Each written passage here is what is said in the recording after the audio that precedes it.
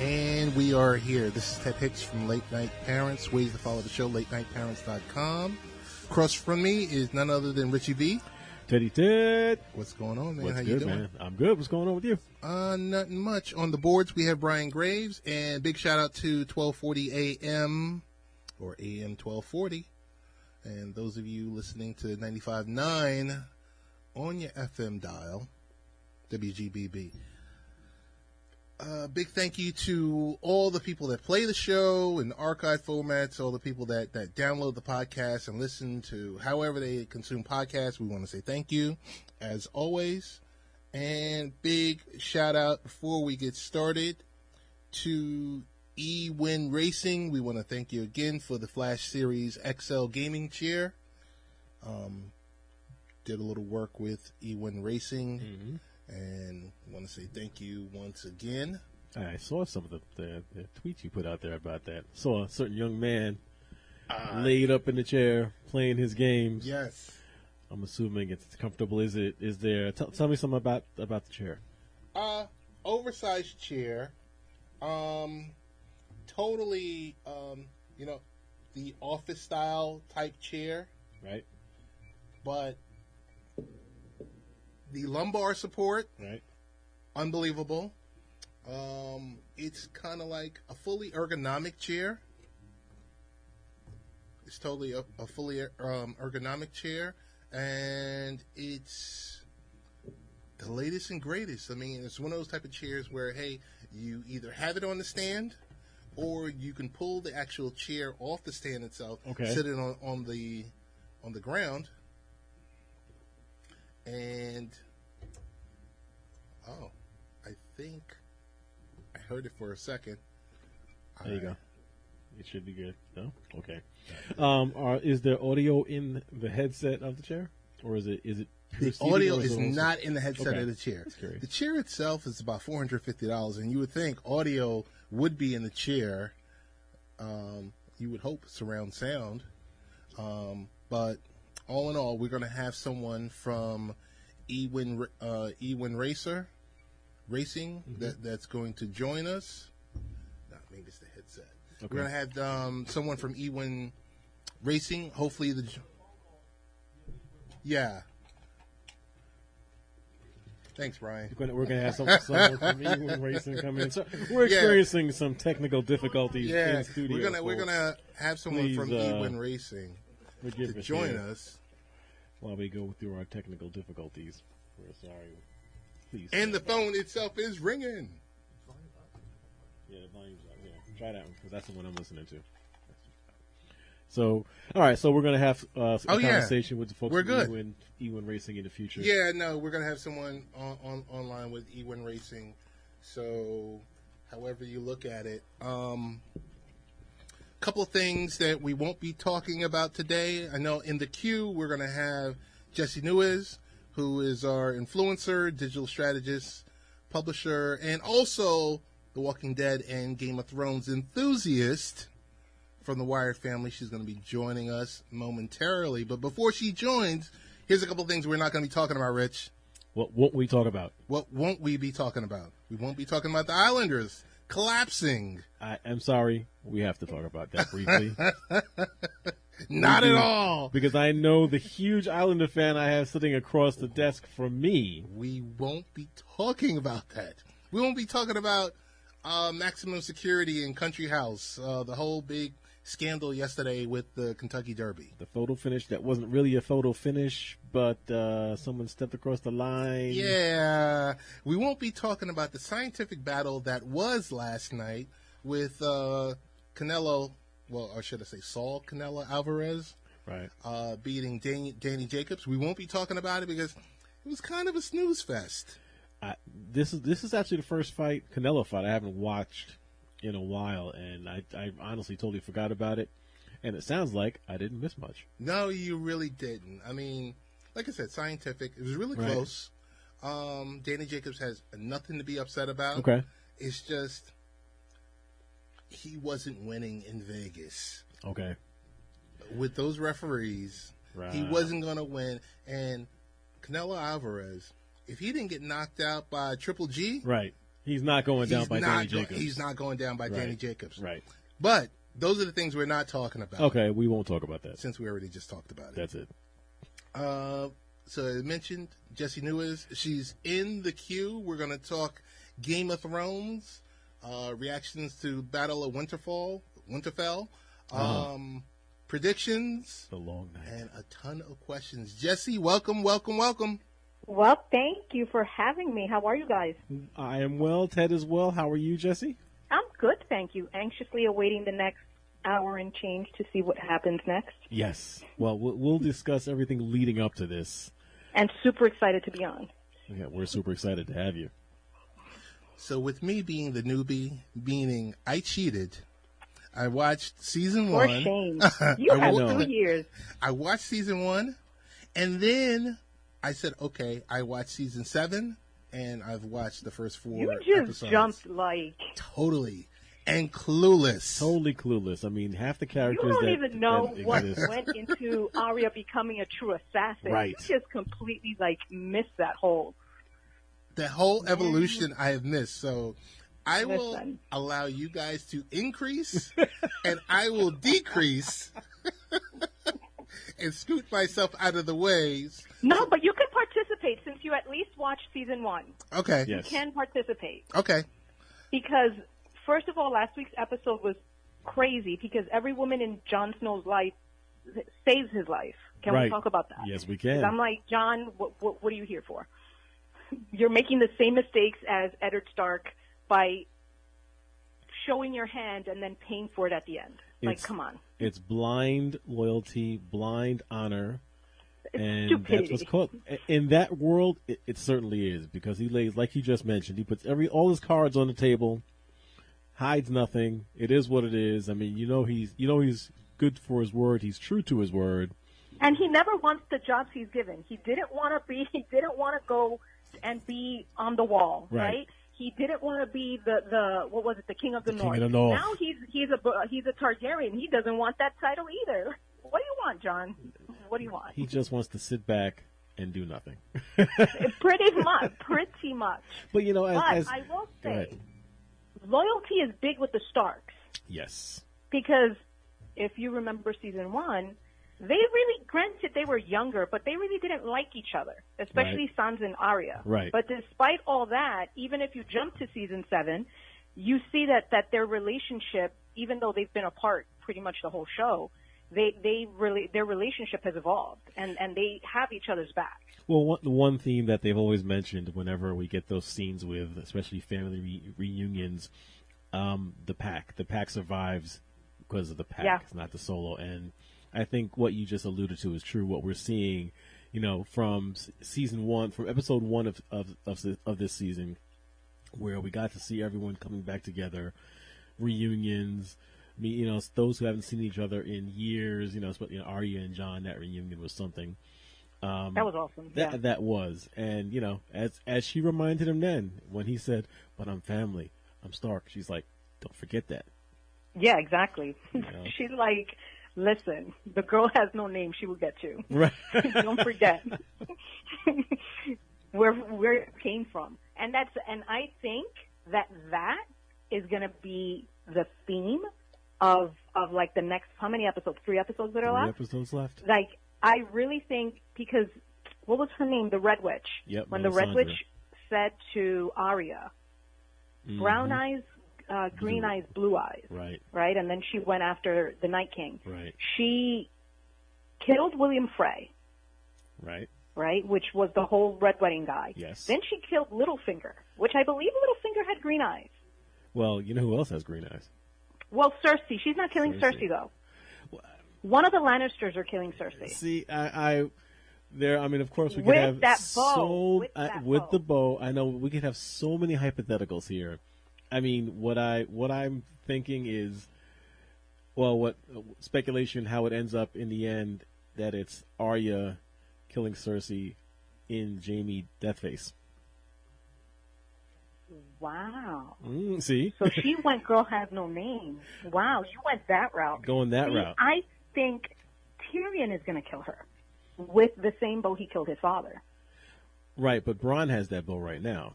But I don't see Bronn breaking that loyalty with them, because Bronn yes. knew Tyrion from season 1, yes. right? And then he met up with Jaime, and they were close. They were tight. I don't see him breaking that for her, especially with everything that they've offered him. And the Lannisters always pay their debt, right. So I think he's still, I don't think he's going to break the loyalty with the brothers. I think one of the brothers is going to take her out.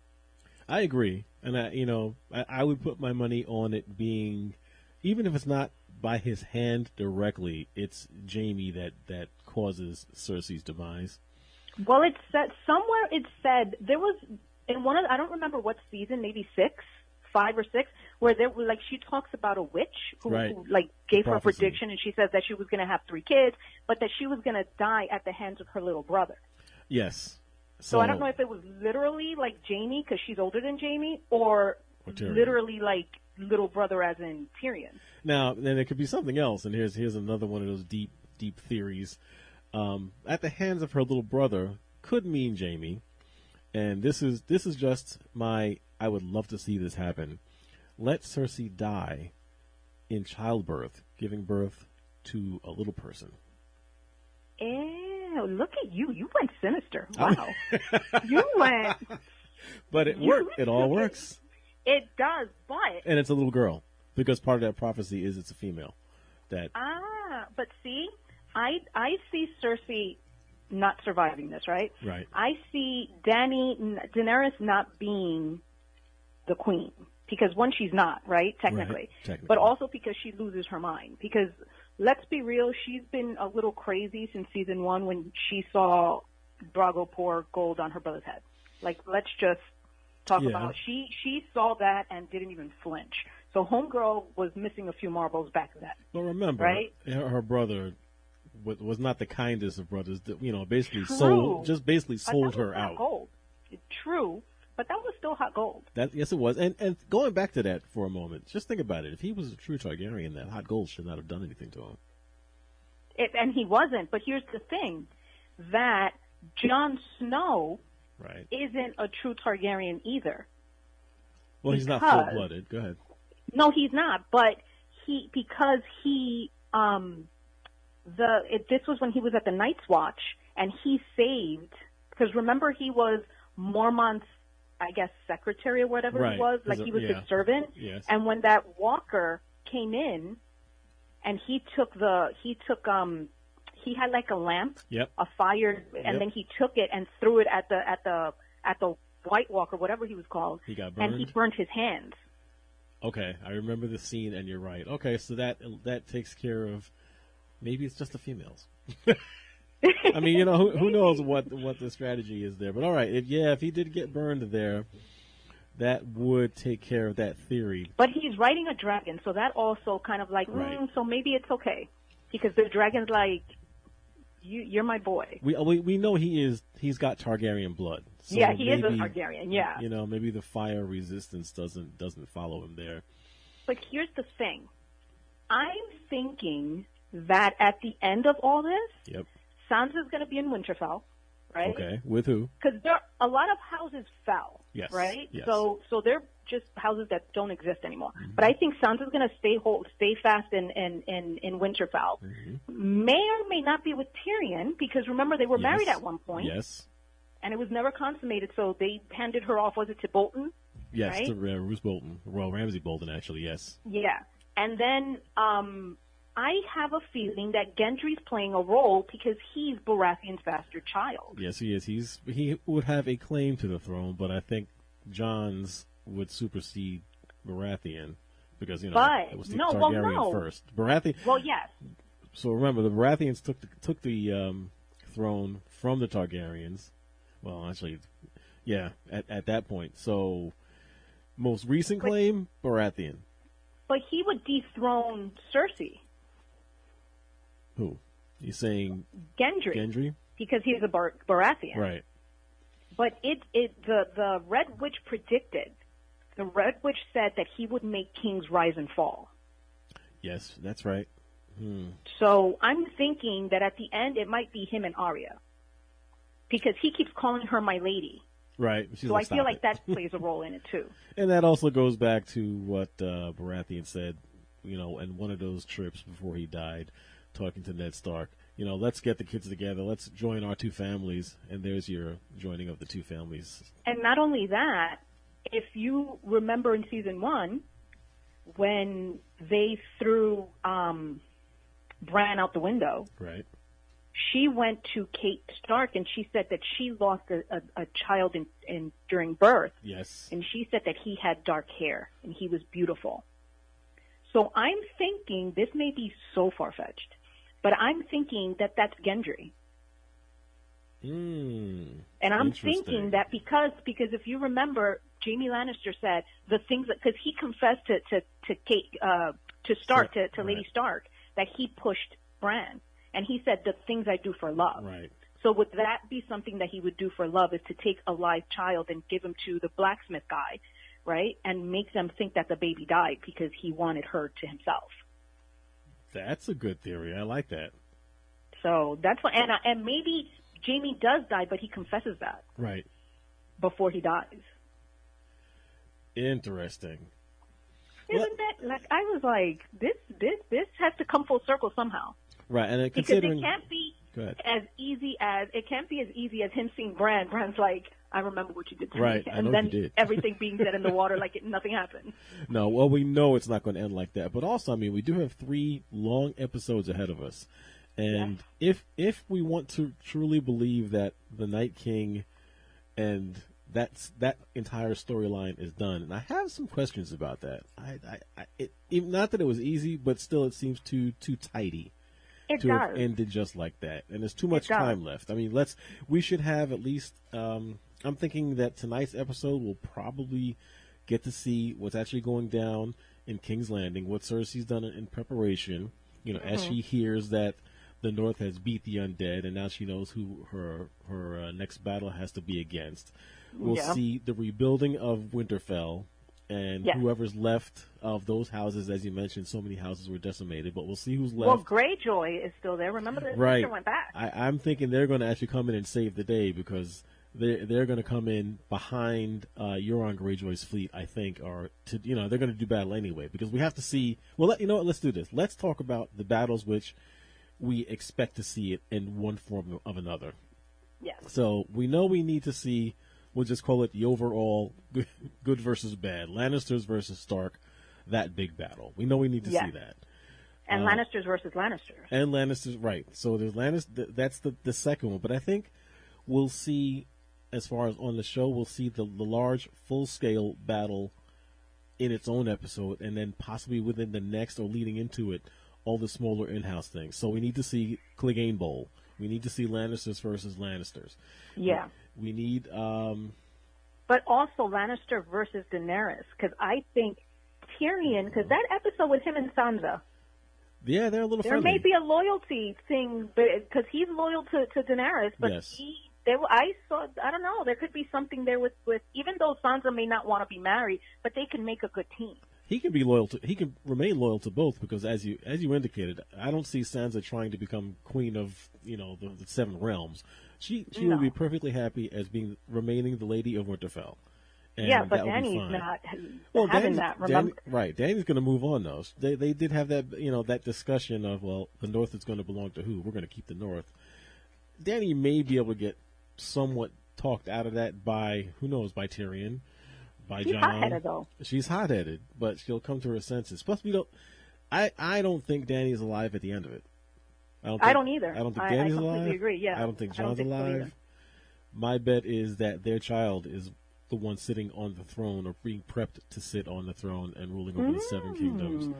And the only question being, who is the advisor to the child at that time, which I'd be more than happy for it to be Tyrion. Yeah, I think like the hand or whatever. Right, exactly. It could fit into the story. I think Varys is alive at the end. I think he's alive at the end.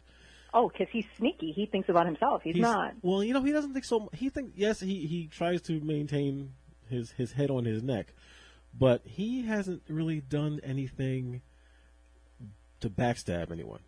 As he said a couple of episodes ago, last season rather, he looks to the land, the people. That is what his goal is, making sure that the people survive. And in season 1, he said his loyalty was to the realm. To the realm, yes. So, and he has really behaved in such a way. Granted, he's got eyes and ears everywhere, but shady. But that's okay. I would not mind if it was a Tyrion, Varys, and let's see who else is alive. Davos. Sir Davos. Yeah, I would be nice for him to survive. That would be a little too neat, and he's going to be I see him surviving. Okay. But you know what other battle we haven't talked about? The Mountain and the Hound. Oh, that was I said Clegane Bowl. No, that's right. Yeah, that it has to happen. If they don't do that, happen. Yeah. It's going to be a matter of how they lead us up into it. Will it be the Mountain about to do something to Arya? Clegane sees that, saves Arya, gets to a battle with his brother. Or, because I think Arya's list has gotten a little fuzzy. Yeah. Yeah. Because the Hound was on her list and he saved her life. She had opportunities to kill him, but the Mountain is also on her list. And he's not coming off her list. No. And there's no reason for him to. So yeah, I agree. Too much. that one is definitely coming. And also, go ahead. Frankenstein, the guy that created the Hound. Oh, yeah. The Meister, right? Yeah, he's got to end in some very painful way. He needs several ways to go. He needs either, and that might be how they get to the Mountain, maybe. Could be, and he is the hand of the Queen. This is true. Oh, that's right. He did become the hand. Yep. So all very interesting. Yeah, it's. See, now there's season. It was a good recap. You don't have to watch the 5 seasons that you've missed. Yes, he does. Don't let him off that easy. Yes, he does. I know. You had 2 years. I know. Shame. So what did you think about the last? Sorry, folks, if you haven't seen season 8, episode 3 at this point, you're too late. There will be spoilers. Yes. It was too dark. It was to calibrate your TV. I know. Smooth streaming. People were mad at that. People were mad, and I liked the response. It wasn't too dark. Your TV wasn't adjusted properly. Yes. I set the TV to because it was perfectly fine. I have to give you the calibration. So I ran a calibration tool on my TVs before doing it, and it was fine. Oh, okay. That's too funny. So yeah, Jessie, what did you think of that episode? It was absolutely insane. Yep. In the sense, like the whole Brienne, Jaime, Podrick fighting. Yep. That was crazy. And what I found a little funny was that after they were all dead, and then the Night King raises them, they're like, "Really? Really? Right? They're all looking around like, "Oh, come on, not again! You have to do this again? This is ridiculous." That whole scene was pretty insane. Gendry defended. He held his own. Yes, right? Yes. Davos seeing Arya do what she does. Yeah, you saw the look on his face like, where did that come from?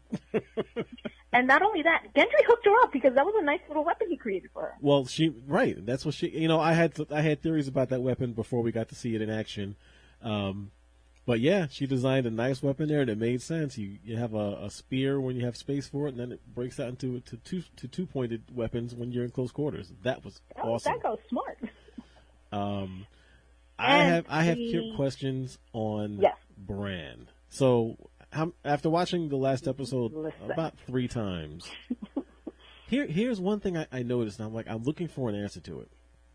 So if you remember, when the Night King, when Bran said, "Okay, I'm going now," and Theon's like, "Oh, he's like, peace out. Where are you going?" Be back. But he wargs into the crows, and we see the crows, up into the air, flying away. And then the crows fly by the Night King. Mm-hmm. And then the Night King decides to lift up his hand and be like, "All right, let me re-raise the dead here again." It's like, and of course, Bran is still in warg mode, but doing what? If he had nothing to do with that interaction of the Night King, then what was Bran doing warging into crows for the next half a night? It seems. He's zoned out 30 minutes in.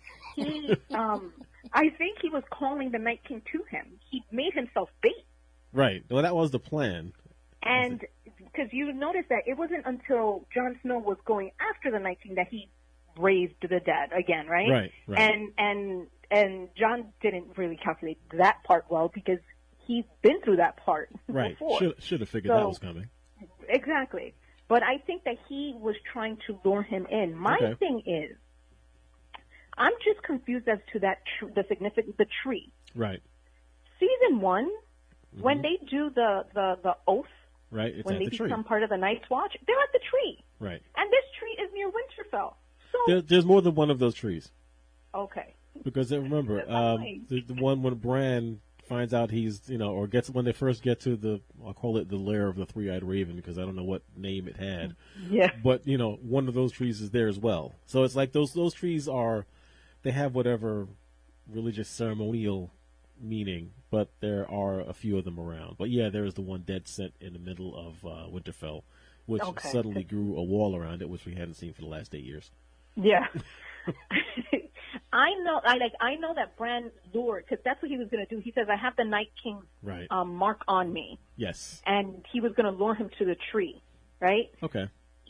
I think he was scared because when he saw him that close, he was like, oh, I didn't know this was coming.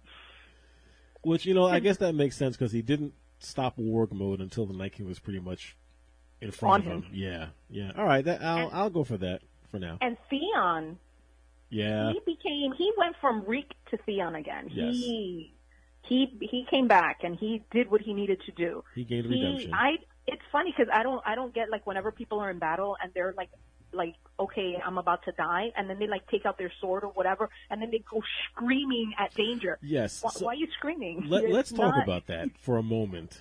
So, a couple of bad plays there. First off, when you have that huge Dothraki army mounted cavalry in front, why send them out into the darkness? You can't see where they're going. Well, actually, they ran off on their own. We'll call it berserker mode, maybe. But, well, they were lighted. Remember, the redwoods lighted their thing. Yeah, but still, they had no idea what they were running out into, and so now the entire Dothraki army basically they're gone. Done. But can we talk about the fact that Ghost is back? Yes, Ghost is back. And whatever happened to Arya's dog? Remember Nymeria? If you remember, that was like maybe in season 5, maybe it was 6. When Arya was running and she was in the forest and she got surrounded by the wolves, and then ended up that Nymeria was the head wolf that was about to eat her, and she realized, and she spoke to her, and she was like, Nymeria, come with me, and Nymeria was like, I'm good with my people. I'm done. Exactly. So I think Nymeria is still out there in the forest, and I kind of doubt. I'm sure we could always have that play, but I don't think we'll see Nymeria again, unless Arya's in danger somewhere in the woods, and it just happens. That'd be too convenient, but it's possible. I wouldn't say it can't happen. Look how the Night King died. Like, I just feel like great that the Night King died at the hand with the dagger that started it all. Yeah, exactly. Yes. Right. So that was convenient, but I just feel like it was too. I have to say that she was quiet as a mouse when she just snuck up on them. Well, we had a hint of that. So if you again watch it a couple of times. And right after the scene when it's Arya, Melisandre, and Clegane in the library, when she reminds her, "What do we say to death?" And we say, "Not today." Yeah. And she goes, and Arya goes running off. Pretty much the next scene, you get a scene of just in that courtyard, that same sound of the wind blowing through the leaves and a few leaves blowing, just as we did moments before Arya came out, and you saw that the Night King's general, heard the wind blow. And she's about to jump on the back of the Night King, and that move. So they gave us a kind of a hint that she was. I think she was there waiting the entire time because she realized, oh yeah, Bran is out there as bait, like you said, and this is my chance. This will be the chance, right? Just be out there waiting for him, and it worked. Also, we have to say, Jorah died protecting his girl. Yes. Well, I was in other conversations from the episode before. As soon as Jorah was given an actual Valyrian steel blade by Sam, the family heirloom, and that basically wrapped up Jorah's storyline. And so I've been saying Jorah is going to go out like a boss. He's going to go out taking down any and everything that comes at him, and just adding to that, having him protecting Dany just was the perfect way to go. And if you remember season 1, when Jon Snow was Mormont, the servant at the night, that was his father, and his father gave Jon Jorah's that sword. Yes, Longclaw. That was amazing. But I think that Dany, the little bit of sense that she had, might be gone after Jorah's death, because that was her boy. Yes, it was. She banished him a few times. Yes, she did. She can never just cut him off, right? So I think she might, I just think she does irrational things. I think her dragon's gonna die. I think she's gonna lose another dragon because she's just impulsive. So she's just gonna do something. And Cersei has a dragon that big. We know it's there. Bow. You see it in the opening credits. So I'm thinking there's another dragon going down. Right. I would agree. So whether it's hers or Jon's is another issue. But here's also another thing, which I didn't realize. Cersei was in love with a Targaryen before she married Robert. I don't remember. Because that witch, that fortune teller woman she said that when she was a kid, she said, am I going to marry the prince? She said, no, you're going to marry a king. And she married King Baratheon. But she was in love with Prince Targaryen. Rhaegar was her boo before Robert came along. I didn't remember that. So there's another bringing things full circle, though. Full circle, that's why. So I think they're going to have she's going to have a battle with Dany, but I think Cersei's going down. Oh, and then I think Cersei's going to go down at the hand of a Lannister, right? Okay. But I also think that what's his name? He's a Greyjoy, right? The one, her new boo. Oh, yeah, Euron. But he's going to go down by, who knows how he goes down now. It still could be the sister, what's her name? Yeah. But what, Theon's sister? Yeah. Because she's not going to be there. I think they're going to show up. You think they're going to show up? Yeah, I think they're going to show up. Even though they did say we're giving, everyone a place to run, but now they don't need that place to run to. The dead have been defeated. So but do they know that? Word's going to spread. Well, there'll be ravens everywhere. There's still another raven or two still alive throughout this battle. Right. That's what we'll find out this season. Ships? I think there will be. I'm calling that they're going to either come in and save the day, or they'll be called to assist. Again, now that the threat from fully up in the north has been defeated, they're all coming. It's everyone coming down south now, taking out King's Landing, taking out the Lannisters. And the Golden. Very true, and that Greyjoy guy. And the thing is that there's still, because she has an army. Remember, there was the Golden someone else Company who joined her army. Yeah. The Golden Company. So, but I mean, you go throw the Golden Company against the Unsullied, and we'll just have one there more. There aren't that many left, are there? Most of the Unsullied survive because they kind of made it clear that they were retreating and falling back and coming through. So yeah, they left a number on the battlefield at the end there in front of the fire pit. The fire moat, but most of the Unsullied pulled through. Oh, they let us know at least that a lot did. So if we see some huge Unsullied army, okay, that's who it is. But is it enough? Because she has the Greyjoy's army, right? Because, right, or at least whoever decided to go with him, and then she has her army, and then that extra army, and then how many? Because they were decimated up north. That's true, but then we didn't see the Knights of the Vale can still be around. We didn't see many other armies besides the main players. Oh, that is very true. I forgot about the Knights of the Vale. And that's a very strong army. They came through already in the battle of the Battle of the Bastards. So this is very true. There are still enough houses where I think we can see them put together an army and want to stand behind them against the Lannisters. I have a question. Do we remember whatever happened to Jon Arryn's son? He's still there. He's the king. He would be the king of the area. But he's a little, off. To put it nicely, yes. Yeah, just a tad bit. So was he the one that gave him the Vale army? No, that was actually Littlefinger.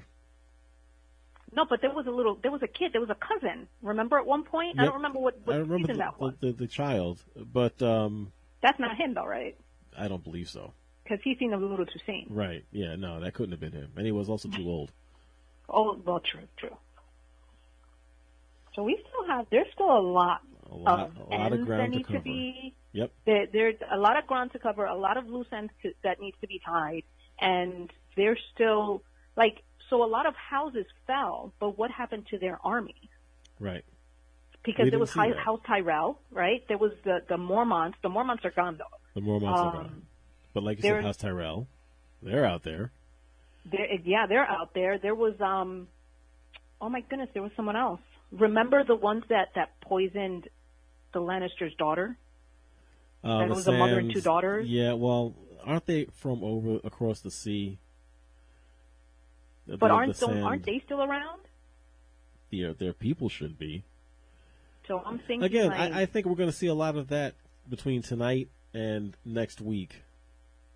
Because now it just has to be the battle of, again, we'll call it the two heads, the Lannister armies versus the Stark armies, and everyone's going to be picking their sides, and everyone's going to be choosing sides, and this is what we're going to get now. So maybe we get one more episode of a huge battle, even though I haven't heard anything being as much of a battle spectacle as last episode's was, but we know we've got to have it coming. And apparently there was a few minutes of tonight's episode leaked, like an hour or so ago. Uh-huh. They didn't specify what was in it, but okay. it said that it was something significant that would take a turn. It's just something insanely significant that changes the landscape of a lot of things. Okay. Which can mean anything. But yeah, I just feel like there's a whole lot of fighting. I feel like at the end of the day, I don't think there's going to be anyone on the throne. Could be. I just think that everybody's going to have their houses and everybody's going to, but I don't think there's anyone's going to be on the throne. And if there is, I still think it's like Arya, Gendry. I don't know. I don't think Arya's going out. I don't think Sansa's going out. I don't think Tyrion's going out. Jon Snow may. I don't see him surviving. Not with his attitude. I don't see him surviving much longer. Again, he's going to die again and be done this time. Well, that's the thing, because remember the Red Witch said to the guy with the patch, he served his purpose. Yep. And how many times did he die? Yep. So I think Jon Snow's going to also serve his purpose, and then we're just going to be done with him. And then, it's going to be up to whoever's left. And then there's Brienne of Tarth, the Knight, Sir Knight. Yeah, I didn't think she was going to make it through the Long Night battle. So now that she's still there, there's got to be something in the twist between her and Jaime and Cersei. Yeah, probably. I see her being the hand to someone, whether it's Sansa or someone. Okay. I see her being, because she said that Sansa said, I trust you with my life. Right. So maybe she's going to be there to protect Sansa, because maybe Cersei's coming after Sansa. Could be. Because that's true. We don't know. We don't know. Sansa learned what she knows from Cersei and Littlefinger. Right. And listen, in a battle, I want to be Sansa on my side, because everyone has always underestimated her, but she's finally learned. Well, she was a brat in the beginning. Right. We can admit that. Yeah. But she's come full circle, and knowing how she was deceived. Right. And look how she deceived Littlefinger. Best episode ever. Last episode. He wasn't expecting that. I watched that scene a few times. That was epic. Yep. If there's any episode to be rewatched, it's that one and last week's episode. Yes, agreed. Because, well, in about another hour and 20 minutes, we'll be deep in the middle of it again. There's going to be a lot, between sports and Game of Thrones. What else is there? Is there really anything else that's important? Let's split to Walking Dead just for a moment. Okay. I know you're also a big Walking Dead fan. I was a huge Walking Dead fan. This last season, I admit they were going to lose me completely if we hadn't found out that the Whisperers were actually people. Because, that episode, the ending of last season, when we hear Whisperers talking and communicating, I was like, all right, I'm done. Now we have the undead starting to talk. No, I'm finished. But, that turned out to be what it is. Sprinkled throughout. They were sprinkled throughout, because what's his face? The what's his name with the mullet? Yeah. Yeah, I know. You heard them when he was like escaping, trying to escape. So they were around, and I know from the comic books that they were going to play a huge part, because in the comic books they're huge. So I didn't see how they wouldn't make an impact, significant impact in the show if they were as big as they were in the comic book. So that was Alpha. Listen, and Alpha's from the comics, and I have never read any of the comics, but I understand that Alpha is supposed to be pretty much the worst character that they ever have to go up against, and even worse than the governor, worse than. Let's see. My goodness. But once again, we had that one scene when Alpha comes up to them, telling her, "Give me my daughter," and there we have everyone lined up against the fence, armed. I know where you're about to go. They have the high ground. Welcome to the conversation. Exactly. They have the high ground. They're looking at Alpha, and however number of her folks are down there, we could have just eliminated Alpha right then and there, take them all out. Would have been no problem. Would have been feasible, believable, the whole 9 yards. But they didn't, and they talked, and now look where they are. But then they would have. They would have had this season. Well, that's true. You would have to deal with Beta. When you talk too much, when you try to politic and talk, things don't always work out that well. And they should know by now. Exactly. How many years has it been? But listen, what is going to happen with? Remember the twins and that woman. I don't know why her name escapes me. The woman that the record player that she has the record player list, and that she gave, oh my goodness, what's her name? What twins? Remember that they were in a big old Scooby-Doo van, and they were twins, and she came and gave. Oh my goodness, what's her name? Yes, from Whiskey Cavalier, the one who left, Maggie. Oh, Maggie. Yes, Maggie. Yes, she gave Maggie all these books, and that's how they started growing crops. Whatever happened to them? Good question. Well, because they Maggie's just with them right now. Disappeared. Is she? That's who she's with. Okay. But they have to make a comeback. Oh yeah. She has to, even if Maggie doesn't come back, even if Maggie's like, you know what, I'm just taking my crown off, someone else take the ring. But they have to play a significant role, because every group that we have encountered on the show has played a role. Right. That's true. I think that's going to be the Commonwealth. I could be wrong. Okay. That could be the Commonwealth. Look at you. Well, I mean, dropping little nuggets of knowledge. Come on. That's what I've been doing for 2 years. Watching The Walking Dead. All right, I like that one. Okay. Hey, you redeemed yourself a bit. I want to say, while you're on the phone, we want to state that this is Late Night Parents, but breaking news. I wish we had dun dun dun dun. El Nueva Dia reports that the Red Sox manager, Alex Cora, will not be joining the Red Sox this Thursday at the White House to celebrate the 2018 championship. Well, I'm not surprised. Discontent over federal assistance to his home in the wake of Hurricane Maria is the main reason. I'm not surprised. I'll be surprised if their catcher is also Puerto Rican, no? Correct. I would be surprised if any of the other Puerto Rican players go to the White House as well, because it just seems like, it just baffles my mind how someone, an administration, or just people in general, right? People in general could be so, one, misinformed, but two, so they lack the empathy for human life. Right. And and as if Puerto Rico hasn't been through enough, right? Puerto Ricans have fought in every single war that we have been engaged in since the beginning, right? We have lost millions upon millions of Puerto Ricans in combat, right? And yet, what? Does their patriotism not matter? Well, I take it even from a lower level than that, and that's not to dismiss anything of what you said, but Puerto Rico is the territory. It's one step below being a state. That alone, forget everything else. That alone should be enough that we do everything and anything necessary to assist. Absolutely. And it's horrible that more hasn't been done. It's just, it's horrible, you know, over 100 years, right. You know, there's been a Commonwealth of this country. It's just sad that people are being dismissed.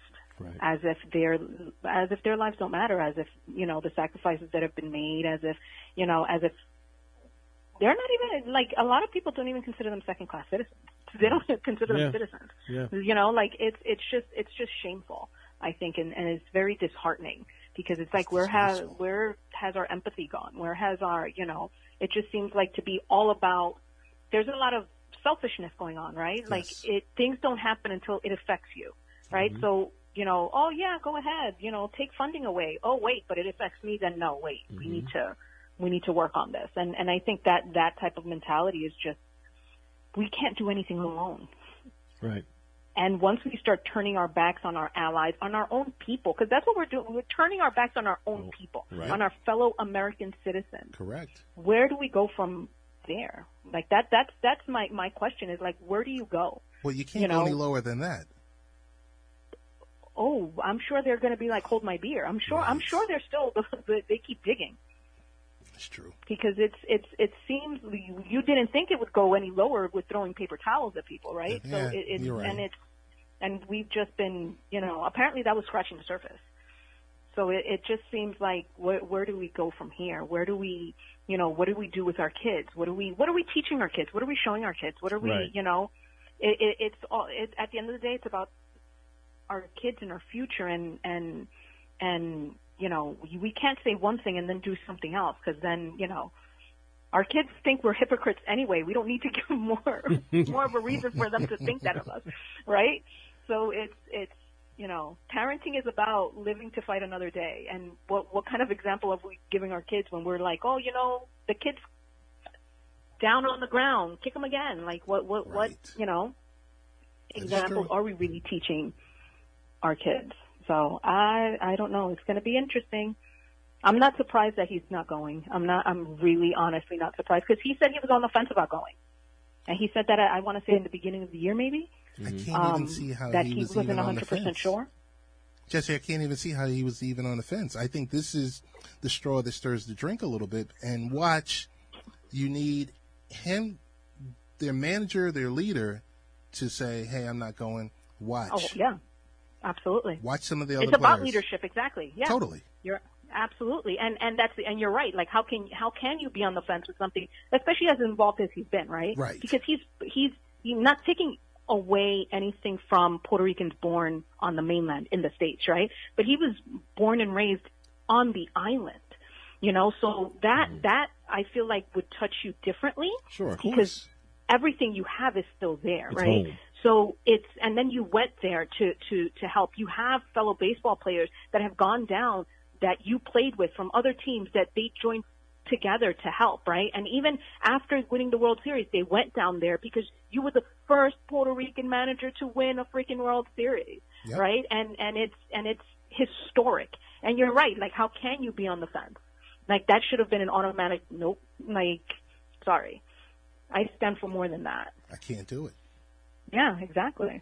That's why the Warriors didn't go. They went to where did they go? Was it I want to say they went to a school. They went to DC, but they did something else. Right. You know, so it's like you can do something else, and you can show your loyalty for, you know, the American people, because at the end of the day, that's we only have each other, right? Like, it's at the end of the day, it's once we get all our voices together and we rise up, right? We can do things that will benefit each other, right? And not benefit just one, right? It's a matter of helping all of us out, because if half the country's suffering, we're all suffering at the end of the day, right? Because if the farmers are suffering, we're going to suffer. If agriculture is suffering, whatever, the EPA, if we don't have clean air, clean water, everyone's going to suffer from that, right? It's not like we could put up walls and say, no, my air is better than yours. So it's going to be an interesting 18 months, I guess. Yes, yes, it will. Yes, it will. Just really quick, we're in the last segment. Jessie, if you can hold on a few minutes. Absolutely. I will just give an honorable mention, but next week we'll talk about Facebook banning the right-wing extremists. it's necessary, but it's a slippery slope. It is a slippery slope. Well, it's a private company. That's true. Okay. Private companies get to dictate their terms of service, right? That's so true. Here's the thing. You can't be hateful and expect to get a pat on the back. And it goes on either side, right? Either side, because we have extremists on the left and on the right. So it's not like one over the other. But they're a private company. It's not like, it's the same way you can't scream fire in a movie theater. It's the same way you can't break the terms of service of a private company. Right, very so, true. you know, and when you celebrate the deaths of people, when you, you know, say that like, for example, Sandy Hook was a hoax. Right. Like, I'm sorry, like sorry, that's like, and you have grieving parents, you know, they like, how can you say, oh, my rights are, you're violating the terms of service of a private company, and they can pick and choose. Like, you can't go to your job and start, you know, write up a manifesto and go to the conference room and start spewing it, right? It's a private company. You know, they get to pick and choose. And yes, it can be a slippery slope, but it's a private company. I think Facebook took too long. They did, but what I think they need to be balanced in their banning. Absolutely, and they're not, because they want clicks. They want money. Right. You know, at the end of the day, Twitter does it too. They all do it. They push it to the point where like you're literally hanging off the cliff, and then they're like, oh, okay. But they see how far they can get. They see how much money they can make, and then when it starts turning on them, then they're like, all right, let's put the brakes on it. Right, and find a way to make money out of that. Absolutely, and that's the thing, because they find ways to make money off of other things, right? Right. So they you know, do live streaming, and they have ways, they have algorithms that can do this, and they're choosing not to, right? And then they want to, you know, play the, oh, but we're not a media company. Oh, but you are. Oh, but you are. You know, like you can't, like that's the fence that that's what I find them to be. That's dangerous. That you're acting as a media company, but then when you get called on it, you're like, oh, but wait, but we're not. You can't play it both ways. You can't have it both ways. And I think that's like I feel like these platforms can be very positive. Look, what was it, a few months ago? Not even a month. Baseball season just started. Didn't they stream a baseball game on Facebook? Yes. Correct. Yep. They've been doing it for a while. Yeah, so you can do these things, right? You have YouTube doing it. You have these platforms that you have the capability of doing the right thing. But when the right thing depends on the money being put in your pocket, then you're just as bad as those spewing the hate, because you're contributing to it. Here's the only reason why I say this is a slippery slope. So that people don't understand, people need to read the T's and C's when they click on it, when they open these apps, because what are you agreeing to? Let's say this much. You go and you're a part of a group that is spewing InfoWars latest garbage that's out there. Right. You could be banned. Yes. Yeah. Now you can be banned from Facebook, from, hey, I just wanted to speak to such and such about the 25th anniversary, and you're involved in this group, or you click on this link or whatever like that, you're banned just like that. So people need to pay attention. I think what you also mentioned, YouTube is streaming 13 baseball games exclusively. I like that. I do too, yeah. I like it because, you know what, it's for free. Well, then there's that, right? Because it's, who doesn't like free? But yeah, and that's the thing. But can we listen? We need to have a baseball segment on one of the shows. We do. Because what happened with Mickey Callaway today? Oh my goodness, we don't have enough time. We're running out of time right now. One of my friends was talking about Yelich on Friday. He's a beast. Someone was talking about Roy was talking Roy. about Yelich, and I'm looking at him like, okay, you need to leave my office now. And Yelich just, boom, hits a 440-foot home run. And I'm like, he was out. This was his first game back. Yes, totally. Welcome back. He's an Welcome animal. back. Listen, I'm not one to talk. Yankees have like a whole hospital wing. Yes, they do. In the Bronx. The Mets. Paxton is out now. I know. The Mets are quickly, I think they're right behind the Yankees. There's a lot of players that are hurt. We definitely do have to have you back for a baseball segment because I still have an issue that I would like to bring to you in regards to, is Rob Manfred starting the season too early? Because, with the cold weather and all these injuries, we always talk about strength and conditioning on Twitter, and it seems like it's getting worse and worse every year with these injuries. And I'm like, the only thing I can attribute it to is the fact that the season is starting almost mid-March when it's 30 degrees out there, and you're looking out in the stands, there's like 15 fans out there. And it's snowing, and it's like pelting hail, and you're out with like turtlenecks. Oh, my goodness. We had so much stuff to talk about. Jessie, it was so great to have you on here. Yes, it was. Thank you for having me. To our listeners, best ways to follow you, best ways to find out about your latest writing and the things that you're doing on social media. Just pretty much at Jessie Nuez on Twitter is pretty much the best place to see me, if you will. I'm doing a lot of behind the scenes, a lot of digital marketing behind the scenes. So the Jessie Nuez on Twitter is the best place. You got it. Jessie, as always, thank you so much. All right. And Jessie, we'll catch up after tonight's episode. Oh, most definitely. Have an amazing night, guys. You too. Thank you. Take care. All right. And we're out. Everyone, thanks for listening. Have a great week. See you next time.